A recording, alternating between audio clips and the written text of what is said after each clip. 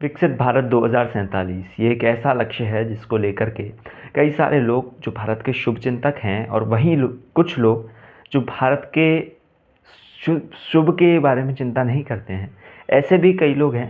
वो भारत को लेकर के बहुत चिंतित हैं कि क्या भारत 2047 में विकसित हो पाएगा। विकसित भारत 2047 का लक्ष्य मात्र एक व्यक्ति का नहीं, मात्र एक पार्टी का नहीं, मात्र एक राजनीतिक दल का नहीं, परंतु यह मुद्दा प्रत्येक भारतीय का है। क्योंकि हम 2047 में अपना 100वां वर्ष मनाएंगे और उस समय कौन सी सरकार होगी, कौन सी राजनीतिक दल के लोग मंत्रिमंडल में होंगे, कौन से राजनीतिक दल का प्रधानमंत्री होगा, इन विषयों से अलग रखते हुए हमें इस विषय पर बात करनी चाहिए कि कैसे जब हम 100 वर्ष पूरे कर रहे होंगे तो विकसित राष्ट्र की गिनती में आ जाएंगे। ठीक है, विकसित राष्ट्र होने से कई सारे फ़ायदे हैं। हाल ही में अभी अमेरिका के भी चुनाव हुए और उन अमेरिका के चुनाव के अंदर जब ट्रंप जीते तो ट्रंप के जीतने के बाद पेपर की हेडलाइन में आता है कि विश्व का नेता चुना गया। तो एक ऐसा राष्ट्र जो विकसित होता है, एक ऐसा राष्ट्र जो विश्व गुरु बनने की ओर बढ़ रहा होता है, उस राष्ट्र की हर व्यक्ति को बहुत चिंता होती है। ठीक है, इसीलिए भारत जो है वो भी अब एक विश्व गुरु की ओर बढ़ रहा है और एक विश्व गुरु जैसे हम सभी को सोचना चाहिए, राजनीति से ऊपर उठ करके हमें सोचना चाहिए।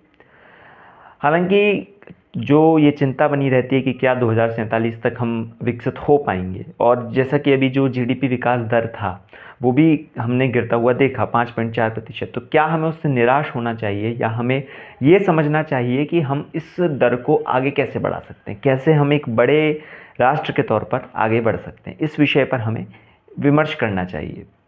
हालांकि अभी वर्ल्ड बैंक के चीफ इकोनॉमिस्ट इंदरमीत गिल, उनका भी एक इंटरव्यू में पढ़ रहा था, तो एक पत्रिका में उनका इंटरव्यू छपा था जिसके अंदर उनसे विविध विषय पर सवाल किए गए और उन्हीं की एक बात जो उन्होंने कहा था कि अमेरिका तक पहुंचने में अभी भारत को 75 वर्ष लगेंगे, उस विषय पर भी पूरा विमर्श मैंने किया। तो क्या कहा वो समझते हैं।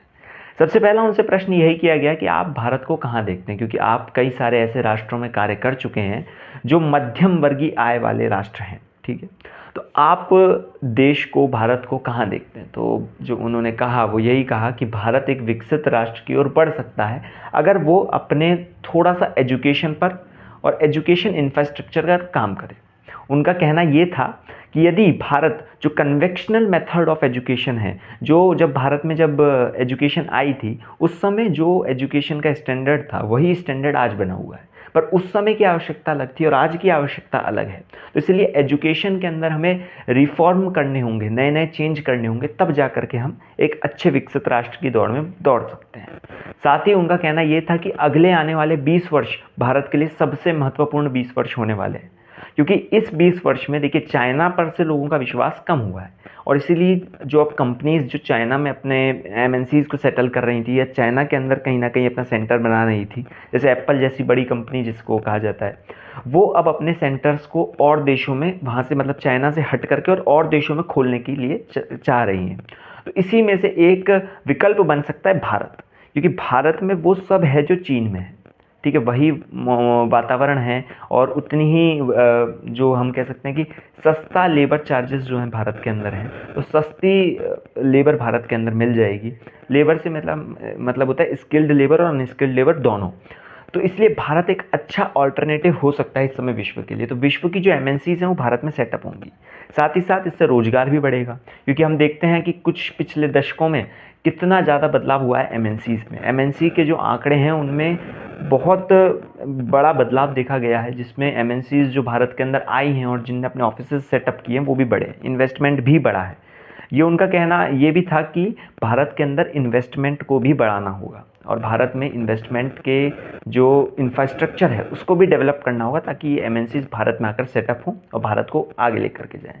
उन्होंने ये भी कहा कि हाँ, एक समय पर ये बात की गई थी कि यूएस तक पहुंचने में 75 वर्ष लगेंगे, पर यह 75 वर्ष वाली जो उनकी बात थी ये एग्जैक्ट नहीं है। आप ये नहीं कह सकते कि ये बिल्कुल पत्थर की लकीर है, तो ये पत्थर की लकीर नहीं है और इसीलिए ये ऐसा हो सकता है कि इसमें अदल बदल भी हो जाए। तो आगे आने वाले जो 2 डिकेड्स हैं, मतलब जो 2 दशकें हैं, वो भारत के लिए बहुत ज़्यादा बदलाव वाली दशकें हो सकती हैं, क्योंकि भारत में जो डेमोग्राफिकल जो चेंज आया है, देखिए एक समय पर जब भारत के प्रधानमंत्री के नरेंद्र मोदी ने जब शपथ ली थी, उसके उपरांत प्रधानमंत्री ने कई सारे देशों के दौरे किए। ये कई सारे देशों के दौरे करना उनका महत्वपूर्ण इसलिए था क्योंकि जो आज हम देखते हैं डेमोग्राफिकल चेंज भारत के अंदर हुआ है। मतलब हम देख रहे हैं कि किस तरीके से हर देश का जो पॉइंट ऑफ व्यू है भारत को लेकर के वो बदला है। अब भारत, सब देश चाहते हैं कि भारत नेतृत्व करे। चाहे G20 की अभी हाल ही में हुई भारत मंडपम की बैठक हो, वहाँ पर भी इसी ओर इंगित किया गया था। साथ ही साथ जो विविध बैठकें हैं उनमें भी भारत को प्रमुख स्थान दिया जा रहा है। तो अब जो डेमोग्राफिकल चेंज है वो भी बहुत ज़्यादा बढ़ चुका है। साथ ही साथ भारत के लिए इंटरनेशनली भी एक बहुत अच्छी पोजीशन में भारत है, और इसलिए भारत के लिए ये जो आने वाले 20 साल हैं, 2 दशक हैं, ये बहुत महत्वपूर्ण है, इसमें भारत काम करे। इंद्रमीत गिल ने एक तारीफ और की। उन्होंने कहा कि भारत के अंदर जो इंफ्रास्ट्रक्चरल डेवलपमेंट हुआ है, जो रोड का, जो हाईवे का, जो डिजिटलाइजेशन भारत के अंदर हुआ, यूपीआई, ये बहुत बड़ा चेंज है यूपीआई का। ऐसे कई सारे चेंज भारत के अंदर लास्ट 10 साल में हुए हैं, लास्ट एक डिकेड में हुए हैं, एक दशक में हुए हैं, और आगे आने वाले 2 दशक में अगर हम इससे दुगनी तेज़ी से चलेंगे तो शायद ये जो विकसित राष्ट्र बनने वाला हमारा संकल्प है, ये 2047 में पूरा किया जा सकता है। भारत के अंदर हम देखते हैं कि कई सारे GCCs अब भारत के अंदर अपने ऑफिसेज खोलने लगे हैं। ठीक है, GCCs आप MNCs का ये एक टाइप कह सकते हैं, GCCs। तो GCCs अपने ऑफिसेज भारत के अंदर सेटअप करने लग गए हैं। इससे भारत की इकोनॉमी को एक बूस्ट मिलेगा, और अगर अच्छा इन्वेस्टमेंट रहता है तो भारत की इकोनॉमी आगे भी बढ़ेगी। मैन्युफैक्चरिंग और माइनिंग, जिसके अंदर इस बार हमने बहुत गंदा प्रदर्शन किया है, इन विषयों पर यदि हम काम करें तो अपनी GDP विकास दर को हम दोबारा आगे ले जा सकते हैं। और जो पिछली बार का हमारा लक्ष्य था, जो इस बार का हमने लक्ष्य लिया है, उन लक्ष्यों को भी हम पार कर सकते हैं, ऐसा मानना है वर्ल्ड बैंक के चीफ इकोनॉमिस्ट इंद्रमीत गिल का। उन्होंने ये भी कहा कि भारत के अंदर जो नए बदलाव हो रहे हैं, जिसमें हम कह सकते हैं कि जो महिलाओं को प्रोत्साहित किया जा रहा है, महिलाओं के लिए व्यवसाय के लिए लोन दिए जा रहे हैं, वो भी एक अच्छा एक स्टेप हो सकता है, जिससे महिलाएं जो हैं, उनके, महिलाओं के नेतृत्व में जो नए स्टार्टअप बन रहे हैं या नए बिजनेसेस सेटअप हो रहे हैं, वो बढ़ेंगे। तो उससे जो विमेन डेवलपमेंट जो भारत के अंदर है वो भी बढ़ेगा, ऐसा भी मानना है उनका। तो भारत के लिए आने वाले अगले जो 20 वर्ष हैं, ये बहुत महत्वपूर्ण है। अगर इन 20 वर्ष में भारत मेहनत करे और अपने जो वीक पॉइंट्स हैं, लूप होल्स जिन्हें बोलते हैं, तो लूप होल्स पर अगर भारत काम करेगा तो शायद भारत विकसित भारत 2047 के लक्ष्य को प्राप्त कर सकता है। ये शायद वर्ल्ड बैंक के लिए हो सकता है, पर भारत के लिए ये निश्चित होना चाहिए कि हाँ, हमें विकसित बनना है, और इसके लिए प्रत्येक व्यक्ति को कार्य करना चाहिए। राजनीतिक दल, राजनीतिक सोच, ये सब हमारी अपनी हो सकती हैं, जो कि अपनी निजी हैं, परंतु हमें इस विषय पर कार्य करना चाहिए कि जो भारत एक राष्ट्र है, वो एक राष्ट्र के स्वरूप में कैसे विकसित हो सकता है, कैसे हम अपनी भारत माँ को पूरे विश्व में प्रसिद्ध कर सकते हैं, और कैसे हम इस भारत को विकसित भारत 2047 तक बना सकते हैं। क्योंकि अगर आने वाले जो हमारे 25 वर्ष हैं, जो हमारे लिए बहुत महत्वपूर्ण हैं, उनमें यदि हम अच्छा कार्य कर पाएंगे तो आगे जो हमारा लक्ष्य है विकसित होने का, वो भी बहुत बड़ा होगा। साथ ही साथ विश्व के अंदर एक पहचान भारत को मिलेगी, और भारत अपनी इस पहचान के साथ जल्द ही आगे बढ़ सकेगा। तो इसीलिए विकसित भारत के लिए जो बहुत महत्वपूर्णता है वो इस विषय की है।